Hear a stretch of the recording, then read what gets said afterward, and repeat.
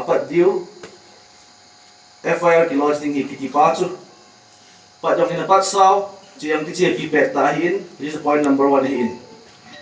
ani na a tu a bangla bunga 44 Assam Rifle Outpost hi A1 inange dung zuiwa alado diu ham ahi lo le ise banga atha ding hi zong le Kangpokpi district headquarter AR post to kibang hiding mo po na neipa kibang hiding ti hi agan na thei pe na dingin army headquarter New Delhi to head to na ding dung zoin chiang kinop to na kineye aban ki na hichilai thangsunga adesena lekha an jing ta jong le chawa police station hi function hi pon hi chi fully functional police station yem la thalpuma ahlom pe na mi som li na police station functional khat ding gam chala na ding hi kinop to na kineye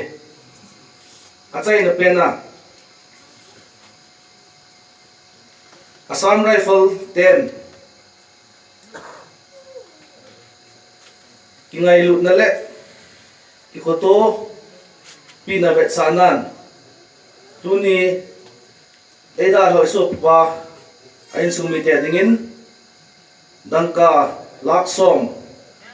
pi dingin na kinomin tu in lakhat ki pen hi hicha soi kai hi le khatna a Brigadier PS Arora Commander 22 Sector Assam Rifle Nina a Thangmengen Kipgen General Secretary Kangpokpi Bukin P Kangpokpi athum na Additional DGP Manipur Police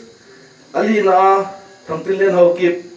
General Secretary KSO Cedar Hills anga na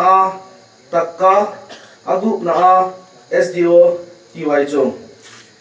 Kitchen point pinop to na inaiwa ehot ingai chat zo siu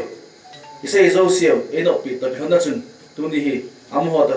dam selin ki hen thina pa ki nei tai ki chu pi te zo si het diwa kan phun do